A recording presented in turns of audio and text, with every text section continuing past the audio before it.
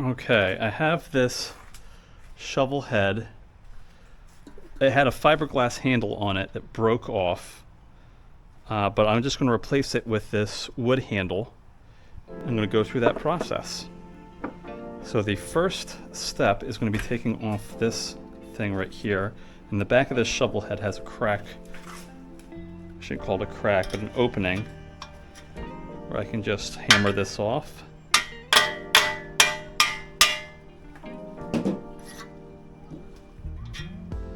Okay, now I got a rivet that went through the shovel head, and I'm going to need to cut that off.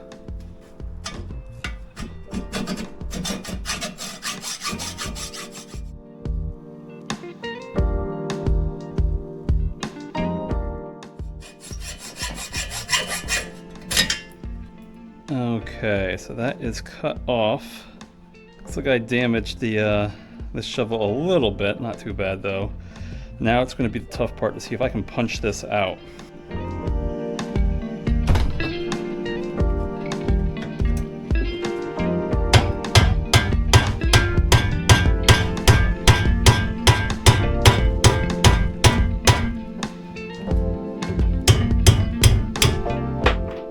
All right.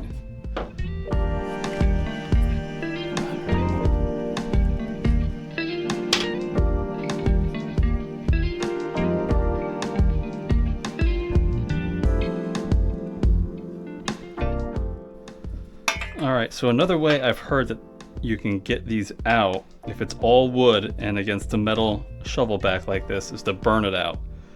So maybe I should give that a shot.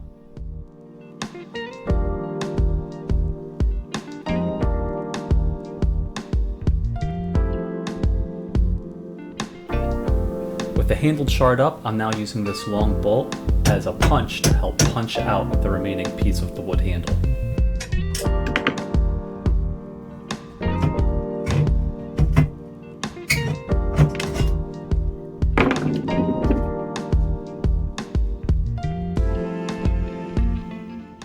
With the old handle removed from the shovel head, the next step is going to be putting the new handle into the head of the shovel. I couldn't bring myself to pay for the official 1.5-inch shovel handle replacement that's sold at the big box store, even though it comes with its own replacement rivet, because the price wasn't much different as a whole new shovel, but I settled on this 1.1-inch utility tool handle for just over $10. Once I pushed the shovel handle as much as I could into the shovel head, I tamped it in even further by hitting it down on a hard surface.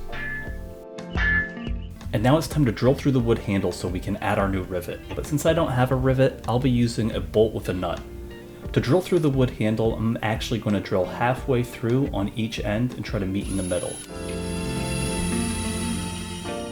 After that, I can just make fine minor adjustments until I connect my two holes and go all the way through. It's really hard to go all the way through on your first shot without a special jig. Now that I have a hole going all the way through the shovel handle, I can add my bolt.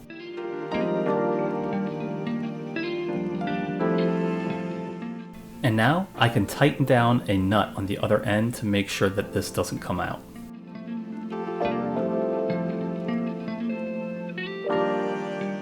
Once the nut is tightened down, you can cut off the excess length of the bolt after the nut. Feel free to add some thread locker or some adhesive at the end of the bolt to help prevent it from spinning off accidentally while you're working. Now all we have left to do is to add this collar back on the top of the shovel head. And now we have a working shovel again.